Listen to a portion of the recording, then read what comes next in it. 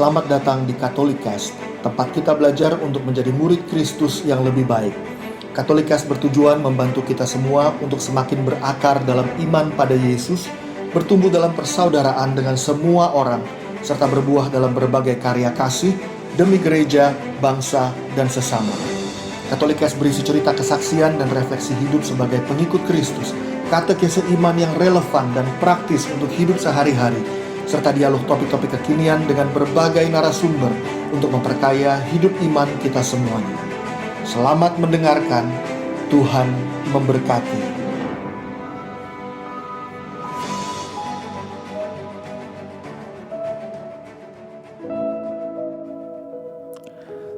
Seperti biasa, setiap bulan kita juga mau merefleksikan bacaan liturgi tanggal 1 setiap bulannya.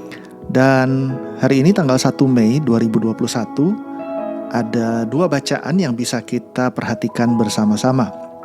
Bacaan pertama diambil dari Kisah 13 ayat 44 sampai 52. Lalu bacaan kedua atau maksudnya bacaan Injil itu Yohanes 14 ayat 7 sampai 14.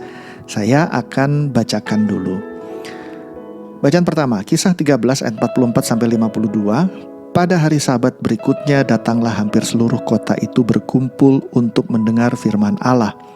Akan tetapi ketika orang Yahudi melihat orang banyak itu, penuhlah mereka dengan iri hati dan sambil menghujat mereka membantah apa yang dikatakan oleh Paulus. Tetapi dengan berani Paulus dan Barnabas berkata, "Memang kepada kamulah firman Allah harus diberitakan terlebih dahulu. Tetapi kamu menolaknya dan menganggap dirimu tidak layak untuk beroleh hidup yang kekal. Karena itu kami berpaling kepada bangsa-bangsa lain. Sebab inilah yang diperintahkan kepada kami. Aku telah menentukan engkau menjadi terang bagi bangsa-bangsa yang tidak mengenal Allah, supaya engkau membawa keselamatan sampai ke ujung bumi."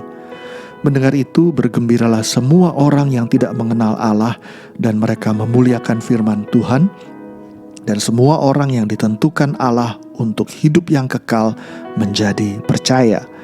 Lalu firman Tuhan disiarkan di seluruh daerah itu. Orang-orang Yahudi menghasut perempuan-perempuan terkemuka yang takut akan Allah dan pembesar-pembesar di kota itu, dan mereka menimbulkan penganiayaan atas Paulus dan Barnabas dan mengusir mereka dari daerah itu. Akan tetapi Paulus dan Barnabas mengebaskan debu kaki mereka sebagai peringatan bagi orang-orang itu, lalu pergi ke Ikonium. Dan murid-murid di Antiokhia penuh dengan sukacita dan dengan Roh Kudus. Bacaan Injil Yohanes 14 7 sampai 14. Sekiranya kamu mengenal aku, pasti kamu juga mengenal Bapakku. Sekarang ini kamu mengenal Dia dan kamu telah melihat Dia. Kata Filipus kepadanya, "Tuhan, tunjukkanlah Bapa itu kepada kami, itu sudah cukup bagi kami." Kata Yesus kepadanya, "Telah sekian lama aku bersama-sama kamu, Filipus, namun engkau tidak mengenal aku. Barang siapa telah melihat aku, ia telah melihat Bapa. Bagaimana engkau berkata, tunjukkanlah Bapa itu kepada kami? Tidak percayakah engkau bahwa aku di dalam Bapa dan Bapa di dalam aku?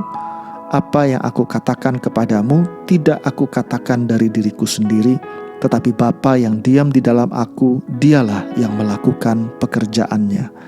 Percayalah kepadaku bahwa aku di dalam Bapa dan Bapa di dalam aku, atau setidak-tidaknya percayalah karena pekerjaan-pekerjaan itu sendiri. Aku berkata kepadamu, sesungguhnya barang siapa percaya kepadaku, ia akan melakukan juga pekerjaan-pekerjaan yang aku lakukan, bahkan pekerjaan-pekerjaan yang lebih besar daripada itu. Sebab aku pergi kepada Bapa, dan apa juga yang kamu minta dalam namaku, aku akan melakukannya, supaya Bapa dipermuliakan di dalam Anak. Jika kamu meminta sesuatu kepadaku dalam namaku, aku akan melakukannya. Teman-teman semuanya, bacaan hari ini mengingatkan kita akan beberapa hal. Yang pertama, Yesus pada bacaan Injil memperlihatkan bahwa Dia itu sebetulnya satu dengan Bapa. Maka sebagaimana Dia satu dengan Bapa, Dia juga mengajak kita semuanya untuk bersatu dengan Dia, dengan Yesus di dalam pekerjaan yang kita lakukan. Lalu setidaknya untuk bahan refleksi kali ini ada 3 hal yang ingin saya garis bawahi. Yang pertama, Yesus bilang kamu akan melakukan hal-hal yang lebih besar daripada yang Dia lakukan. Lalu Yesus bilang yang kedua, maka mintalah dalam namanya, maka Dia akan lakukan. Lalu hasilnya yang ketiga, nama Bapa akan dipermuliakan. Nah, apa maksudnya? Oke, kok bisa kita melakukan pekerjaan yang lebih besar daripada Yesus? Bagaimana mungkin itu terjadi dan mengapa bisa terjadi seperti itu? Yesus itu memang membawa keselamatan bagi seluruh umat manusia. Tetapi waktu Yesus ada di dunia, Yesus fokus pada orang Yahudi. Karena keselamatan itu pertama-tama diwartakan kepada bangsa Israel. Baru kemudian setelah Yesus menderita, wafat, bangkit, naik ke surga, Yesus mengutus Roh Kudus untuk memampukan murid-muridnya mewartakan kabar gembira, kabar keselamatan bagi semua orang sampai ke ujung bumi. Jadi jatahnya Yesus itu kepada bangsa Israel, kepada orang Yahudi. Tetapi setelah Yesus naik ke surga, Yesus mengutus Roh Kudus, jatah murid-murid itu jauh lebih besar. Bukan hanya bangsa Israel, tetapi semua orang sampai ke ujung bumi. Nah, Kisah Para Rasul mencatat bagaimana Paulus dan Barnabas menggenapi apa yang Yesus serukan ini. Karena Paulus dan Barnabas mewartakan keselamatan ini juga kepada orang-orang non-Yahudi. Maka kita lihat, kalau kita baca Kisah Para Rasul, kita lihat bagaimana jiwa demi jiwa, ratusan, bahkan ribuan menerima kabar gembira, sehingga ada banyak orang yang hidupnya diselamatkan. Maka terbukti benar apa yang Yesus katakan, bahwa kalau kita percaya, kita akan sungguh melakukan pekerjaan-pekerjaan yang lebih besar. Paulus dan Barnabas dengan segala kerapuhan mereka, sesungguhnya mereka itu menggenapi apa yang Yesus serukan. Bahwa Paulus dan Barnabas ini melekat pada Yesus, melakukan pekerjaan-pekerjaan seperti yang Yesus mau, maka mereka kemudian dipenuhi kuasa Roh Kudus untuk melakukan pekerjaan-pekerjaan yang jauh lebih besar. Nah, sekarang apa kaitannya dengan kita? Kita sebagai pengikut Tuhan seringkali mendapat berbagai tanggung jawab karya, pelayanan misalnya. Saya mau kaitkan ini dengan tugas perutusan kita masing-masing. Contohnya, masing-masing dari kita diundang sama Tuhan untuk berkarya lewat mungkin di paroki, mungkin di wilayah, di lingkungan, keuskupan, atau bahkan beberapa orang, beberapa kenalan yang saya tahu menciptakan mulai kelompok-kelompok Bible study di kantor.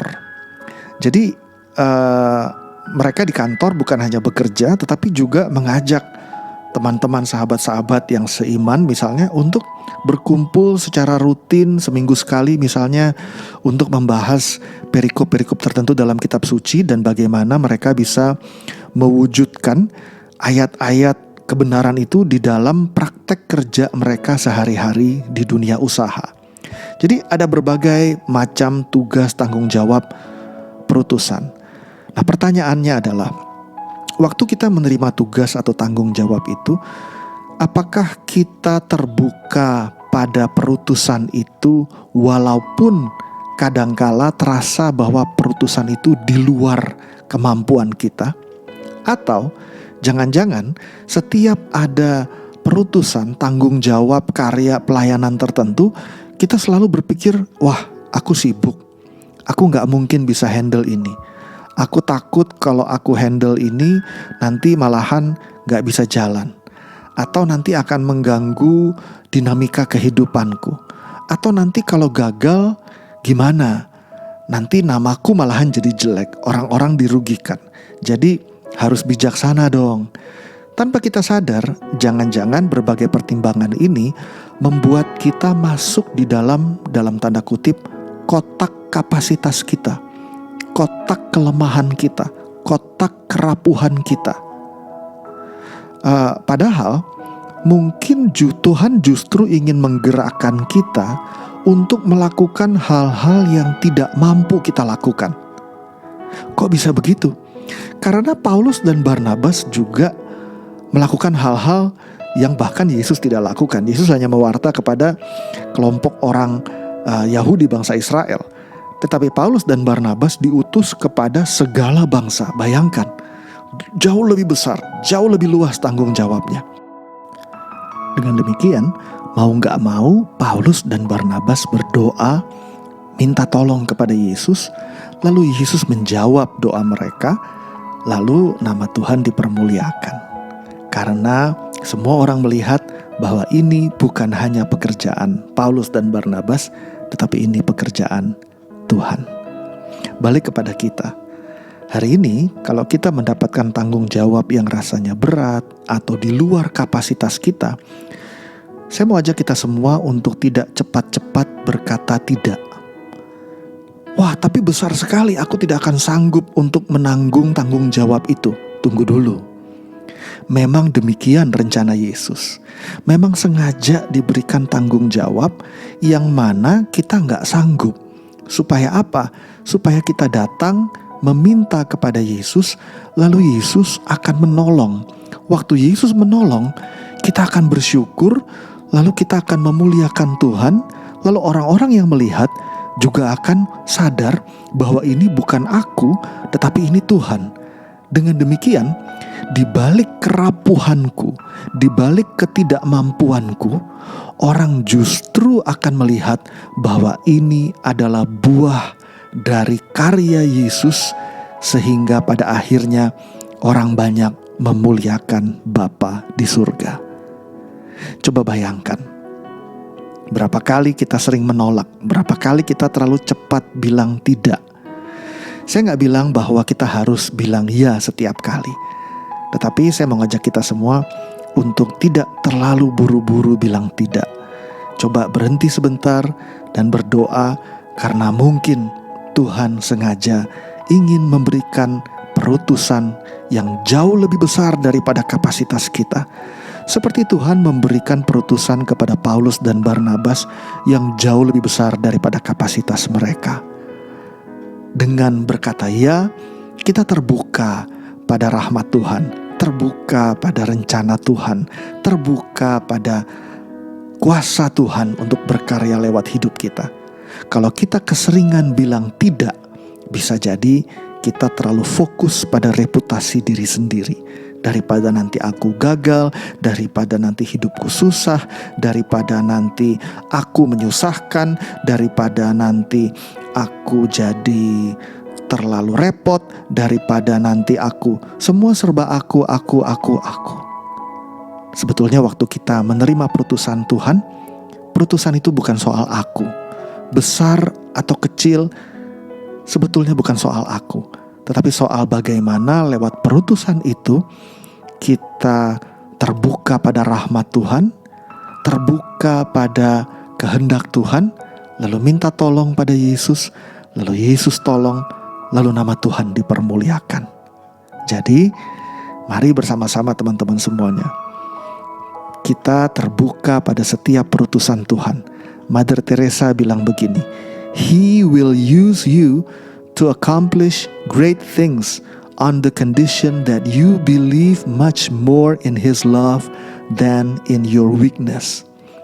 Tuhan akan memakai kamu untuk melakukan hal-hal yang besar dengan syarat kamu lebih percaya pada cintanya daripada pada kelemahan dirimu sendiri.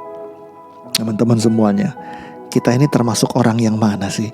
Lebih percaya pada kelemahanku sehingga keputusanku ditentukan oleh kelemahanku, atau lebih percaya pada besarnya cinta Tuhan sehingga keputusanku digerakkan oleh iman percaya akan cinta Tuhan yang selalu sanggup untuk melakukan berbagai hal di dalam hidup kita.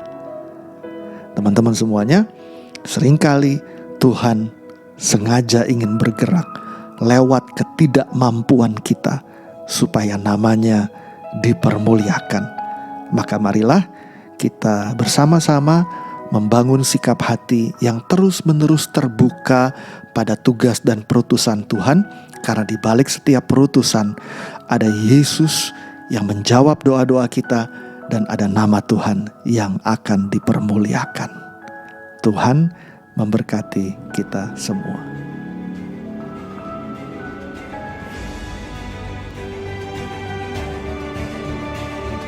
Terima kasih telah mendengarkan podcast ini. Jangan lupa untuk berbagi Katolikcast kepada para sahabat dan kenalan kita, supaya semakin banyak orang mengenal kabar gembira Tuhan Yesus dan mengalami kasih-Nya yang memulihkan, menguatkan, dan memberkati. Sampai jumpa di episode Katolikcast yang lain.